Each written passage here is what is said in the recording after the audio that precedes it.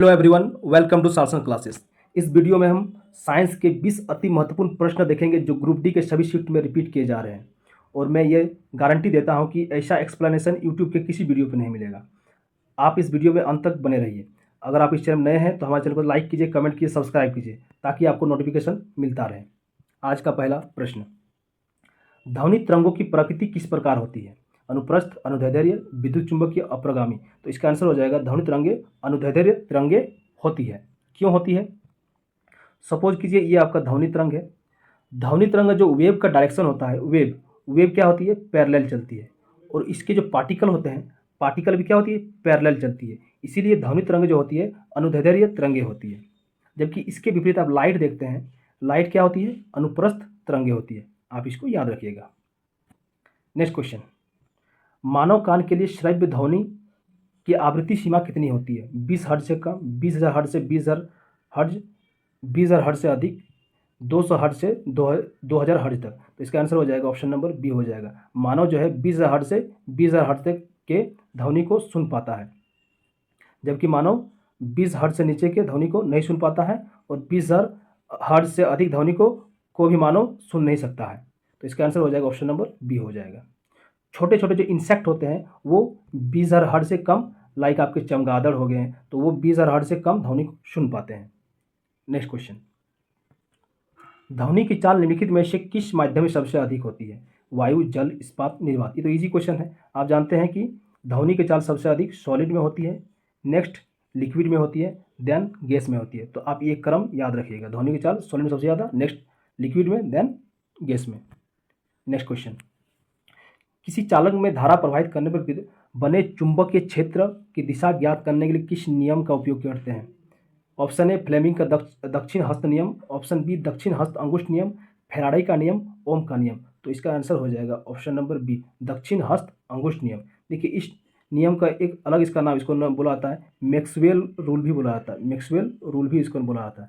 देखिए सिंपल इसका एक्सप्लेनेशन क्या है, सपोज कीजिए ये आपका अंगूठा है, इस हाथ का राइट हैंड का अंगूठा है, और इसके चारों ओर आपके अदर अंगुलियां है, चारों इसके चारों ओर और अदर अंगुलियां हैं। तो ये जो आपको दिखाता है ये थंब दिखाता है इलेक्ट्रिक फील्ड का डायरेक्शन, इलेक्ट्रिक फील्ड का डायरेक्शन। और इसके चारों जो अंगुली होता है, अंगुली ये मैग्नेटिक फील्ड का डायरेक्शन को आपको दिखाती है। नेक्स्ट क्वेश्चन, विद्युत चुंबकीय प्रेरण के सिद्धांत पर कौन सा उपकरण कार्य करता है? विद्युत मोटर, विद्युत जनित्र, एमीटर, वोल्टमीटर। सिंपल इसका आंसर हो जाएगा विद्युत मोटर। क्या हो जाएगा? विद्युत मोटर। अब विद्युत जनित्र के बारे में जानते हैं कि एक मोटर होता है और उसके क्षेत्र में क्या रखा जाता है? चुंबक रखा जाता है। क्या रहता है? चुंबक, जिससे क्या होती है? यह एक विद्युत चुंबकीय प्रेरण उत्पन्न करती है। तो इसका आंसर हो जाएगा ऑप्शन नंबर बी विद्युत जनित्र। चुंबक के क्षेत्र रेखाओं के संबंध में कौन सा कथन सत्य है? कौन सा कथन सत्य है? ये एक दूसरे को काटती है, ये बंद वक्र बनाती है, ये दक्षिणी ध्रुव से निकलती है, ये सीधी रेखाएं होती है। कौन सा पूछा गया? सत्य है। तो इसका आंसर हो जाएगा ये बंद वक्र बनाती है। इसका एक्सप्लेनेशन देख लीजिए। सपोज कीजिए ये आपका एक चुंबक है, चुंबक के जो चुंबक क्षेत्र रेखा होती है वो नॉर्थ से निकलती है और साउथ में जाके मिल जाती है, नॉर्थ से निकलती है साउथ में मिल जाती है, नॉर्थ से निकलती है और साउथ में मिल जाती है। तो आप सिंपल देख पा रहे हैं कि चुंबक क्षेत्र रेखा एक दूसरे कभी काट नहीं रही है, ये दक्षिण ध्रुव से नहीं निकल रही है और ना ही ये सीधी रेखा है, इसलिए इसका आंसर हो जाएगा ऑप्शन नंबर बी हो जाएगा, option number B. Next question, वाहनों के पार्श्व दृश्य दर्पण के रूप में किस दर्पण का उपयोग किया था? सिंपल क्वेश्चन है ये। सिंपल क्या हो जाएगा? उत्तल दर्पण होगा। क्या हो जाएगा इसका आंसर? उत्तल दर्पण हो जाएगा। क्यों होगा? सपोज कीजिए ये आपका एक उत्तल दर्पण है। उत्तल दर्पण का यूज़ ये है कि ये छोटे से एरिया में, अपने छोटे से एरिया में क्या करते हैं? एक बड़े एरिया को समाहित कर लेते हैं, बड़े एरिया को समाहित कर लेते हैं। इसीलिए हम लोग कन्वेक्स लेंस का यूज करते हैं किसमें? वाहनों के पार्श्व दृश्य के रूप में। इसके अलावा आप ये भी याद रखिएगा कि अवतल दर्पण का उपयोग कहाँ किया जाता है? अवतल दर्पण का उपयोग किया जाता है वाहनों के हेडलाइट में, वाहनों के हेडलाइट में यूज किया जाता है। और कहाँ किया जाता है? सेविंग मिरर, सेविंग मिरर में क्या किया जाता है? अवतल दर्पण का उपयोग किया जाता है। और कहाँ उपयोग किया जाता है? और सोलर सोलर कुकर के रूप में भी हम लोग अवतल दर्पण का उपयोग करते हैं। ये भी आप इसके साथ फैक्ट याद रखिएगा।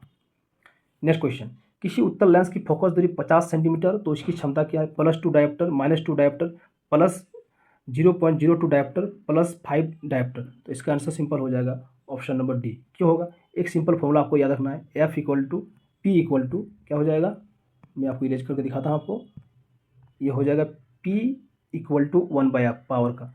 लेकिन आपको क्या करना है? सेंटीमीटर को मीटर में चेंज करना है। तो ये सिंपल चेंज करके 0.50 मीटर होगा, 0.50। देन आपको क्वेश्चन सॉल्व करना है 1/0.50।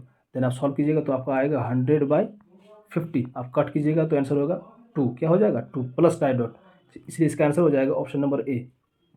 इसके साथ आप अन्य फैक्ट भी याद रखिएगा, ये जो प्लस सिंबल दिखाता है ना, ये प्लस सिंबल ये उत्तल लेंस दिखाता है और माइनस सिंबल दिखाता है ये अवतल लेंस को दिखाता है। तो इसके साथ आप ये भी फैक्ट याद रखिएगा। नेक्स्ट क्वेश्चन, दर्पण सूत्र निम्नलिखित में से कौन सा है? दर्पण सूत्र, दो सूत्र आपको याद रखना है, सिंपल ये फैक्ट है। 1/f = 1/v + 1/u, ये होता है आपका मिरर फॉर्मूला। क्या होता है? Mirror formula. एक होता है lens formula 1/f = 1/v - 1/u।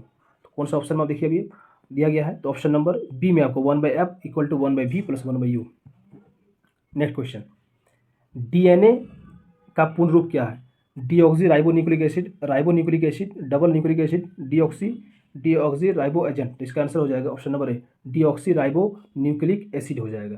देखिए इसका स्ट्रक्चर कुछ इस टाइप से होता है, अगर आप देखेंगे तो इस टाइप से। और ये भी क्वेश्चन पूछा जाता है कि डीएनए कैसे होता है? डीएनए आपका डबल हेलिक्स होता है।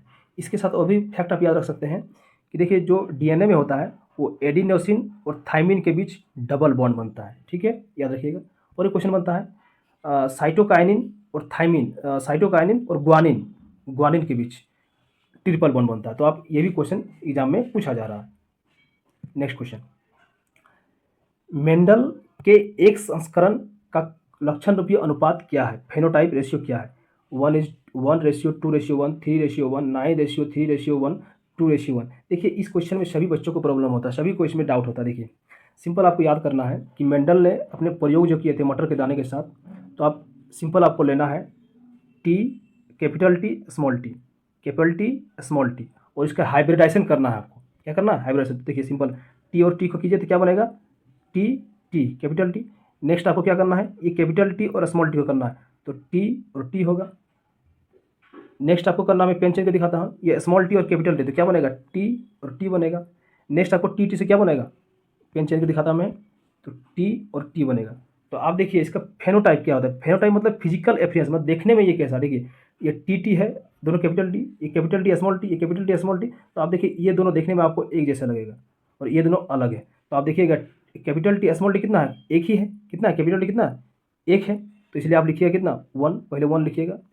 Next capital T small T capital कितना? 2 है, इसलिए 2 होगा। फिर स्मॉल टी कितना है? 1 है, तो इसलिए 1 होगा। तो इसलिए इसका आंसर होगा 1:2:1। ऑप्शन नंबर ए इसका आंसर है, ऑप्शन नंबर ए। इस तरह से आप मेंडल के एकल संस्करण को भी हाइब्रिडाइजेशन अपने आप खुद निकाल सकते हैं। नेक्स्ट क्वेश्चन, मनुष्य में लिंग निर्धारण के लिए किस गुणसूत्र का उपयोग किया जाता है? उत्तरदायी है केवल माता का, केवल पिता का, माता में पिता का, पर्यावरण का। देखिए माता में आपका XX पाया जाता है, पिता में XY होता है। तो सिंपली जो लिंग निर्धारण के लिए वो केवल पिता ही उत्तरदायी होता है, केवल पिता का ही उत्तरदायी होता है। ये सिंपल क्वेश्चन था। नेक्स्ट केमिस्ट्री से पूछा गया है। क्या पूछा गया है? जल के अणु H2 में हाइड्रोजन और ऑक्सीजन के द्रव्यमानों का अनुपात क्या है? सिंपल आपको इससे क्या करना है, जो भी एलिमेंट है मिनिमम ऑफ 30 तक के जो एलिमेंट है उसके मोलिकुलर मास को मेमोराइज कर लीजिए, तो आपको सिंपल होगा। आपको सिंपल पता है कि हाइड्रोजन का कितना होता है? 1 होता है। कितना होता है? 1 होता है। 1:1:2 हो गया रेशियो। ऑक्सीजन का कितना होता है? द्रव्यमान 16 होता है। सिंपल इसको कटिंग कीजिए तो 1:8 इसका आंसर, ऑप्शन नंबर बी इसका आंसर हो जाएगा।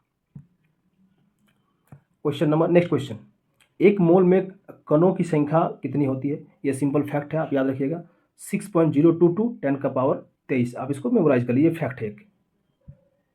कैल्शियम कार्बोनेट का आणविक द्रव्यमान क्या है? आणविक द्रव्यमान मोलिकुलर मास कैसे फाइंड आउट करते हैं? आप सिंपली आपको मोलिकुलर मास मेमोराइज करना पड़ेगा। तो कैल्शियम का आप जानते हैं, कैल्शियम का मोलिकुलर मास कितना होता है? 40 होता है। कितना होता है? 40 होता है। कार्बन का कितना होता है? कार्बन का 12 U। क्या होता है? U में मेजर करते हैं सारा। नेक्स्ट ऑक्सीजन का कितना होता है? 16 होता है। तो 16 3 जा ऑक्सीजन का 48 हो जाएगा। आप सिंपली आप इसको ऐड कर दें, 48 + 12 + 40, तो आपका हो जाएगा 100 U। क्या हो जाएगा? 100 U, 100 U। इसलिए इसका आंसर हो जाएगा 100 U, ऑप्शन नंबर बी हो जाएगा, option number B. Next question, किसी वस्तु पर 10 न्यूटन का बल लगाने से वह 5 मीटर विस्थापित होती है, तो क्या गया कार्य क्या है? सिंपल फॉर्मूला है आपको, वर्क का फॉर्मूला क्या होता है? Work equal to force into displacement, force into displacement होता है, फोर्स इंटू डिस्प्लेसमेंट। तो इसमें फोर्स कितना है? 10 न्यूटन है, डिस्प्लेसमेंट कितना है? 5 है, तो 10 × 5 = 50 मीटर। अब देखिए कभी कभी ये क्वेश्चन आपको यहाँ पर सेंटीमीटर कर दिया क्या, सेंटीमीटर, तो आपको सिंपल इसको मीटर में चेंज करना, देन आपको क्वेश्चन सॉल्व करना है। एक क्वेश्चन ये पूछा जाता है, एक क्वेश्चन ये भी पूछा सकता है, मैं आपको इरेज करके दिखाता हूँ, इसी से क्वेश्चन बनता है कि कोई ऑब्जेक्ट है, सपोज कीजिए ये ऑब्जेक्ट ऊपर में रखा गया है, ठीक है, इसका मास कुछ दिया गया है, ठीक है, मास कुछ बोला कि ये ऑब्जेक्ट कुछ देर के बाद नीचे गिर गया, कहाँ गिर गया, नीचे गिर गया, नीचे गिर गया, तो बताइए इसके द्वारा कितना वर्क कर गया। तो इसका फॉर्मूला होता है वर्क इक्वल टू mgh। यहाँ पर m होता है वस्तु का मास, वस्तु का मास होगा, और जी आपका हो जाएगा ग्रेविटी का मान जो 9.8 होता है, और हाइट इसके बीच डिस्टेंस किस है। तो ये भी क्वेश्चन एक पूछा जाता है, तो ये फॉर्मूला आप याद रखिएगा। नेक्स्ट क्वेश्चन, m द्रव्यमान की वस्तु v वेग से गतिमान तो उसकी गति ऊर्जा, सिंपल आपको गति ऊर्जा का फॉर्मूला पूछा गया है। तो काइनेटिक एनर्जी का फॉर्मूला आपका होता है 1/2 mv² होता है, और एक होता है पोटेंशियल एनर्जी, उसका क्या फॉर्मूला होता है mgh, क्या होता है mgh। आप ये दोनों याद रखिएगा तो सिंपल आपका क्वेश्चन बन जाएगा। तो इसका आंसर हो जाएगा option number B 1/2 mv²। Next question, ये देखिए एक फैक्ट है, एक अश्वशक्ति हॉर्स पावर कितने वाट का होता है। सिंपल आप ये फैक्ट है 746 watt equal to 1 horse power होता है। इसका आंसर हो जाएगा option number B, option number B. Commercial unit में ऑफ एनर्जी 1 किलोवाट में कितने जूल होते हैं। तो आप सिंपल ये फैक्ट है 3.6 10⁻⁶ जूल, ये आप फैक्ट है, आप इसको 1 किलोवाट घंटा बराबर इतना जूल होता है। नेक्स्ट क्वेश्चन, जब कोई वस्तु स्वतंत्र रूप से ऊपर से नीचे गिरती है तो उसकी कुल ऊर्जा क्या होती है। देखिए ये क्वेश्चन बहुत ही इंपॉर्टेंट क्वेश्चन है, समझना पड़ेगा। देखिए बढ़ती है, घटती है, नियत रहती है, शून्य हो जाती है। तो इसका आंसर हो जाएगा ऑप्शन नंबर सी हो जाएगा, नियत रहता है। जब भी कोई वस्तु ऊपर से नीचे गिरती है तो उसका कुल ऊर्जा क्या होती है, नियत रहती है। आपको किसी किसी को लगेगा कि किसी का आंसर ये भी हो सकता है कि बढ़ेगी, किसी का आंसर से घटेगी, पर देखिए क्यों, मैं इसका एक्सप्लेनेशन देख लीजिए, ये बहुत जरूरी है एक्सप्लेनेशन। सपोज कीजिए ये कोई हाइट है, इस हाइट से एक ऑब्जेक्ट नीचे आ रही है, ठीक है, ऑब्जेक्ट जब वस्तु ऊपर में रहती है ना तो इसका पोटेंशियल एनर्जी ज़्यादा होता है, सब मैक्सिमम होता है, और काइनेटिक एनर्जी क्या होता है, जीरो होता है। और जब वो वस्तु नीचे आ जाती है, सपोज कि वही वस्तु नीचे आ गई, तो इसमें क्या होता है, इसका पोटेंशियल एनर्जी जीरो हो जाता है, और काइनेटिक एनर्जी क्या हो जाता है, मैक्सिमम हो जाता है। इसीलिए जब आप देखिए कोई वस्तु ऊपर से नीचे आएगा तो क्या होता है कि उसमें कुल ऊर्जा क्या होती है, नियत रहती है, क्या रहती है, नियत रहती है। इस टाइप की वीडियो के लिए आप हमारे चैनल को लाइक कीजिए, कमेंट कीजिए, सब्सक्राइब कीजिए और अपने दोस्तों में शेयर कीजिए। तब तक के लिए जय हिंद, वंदे मातरम।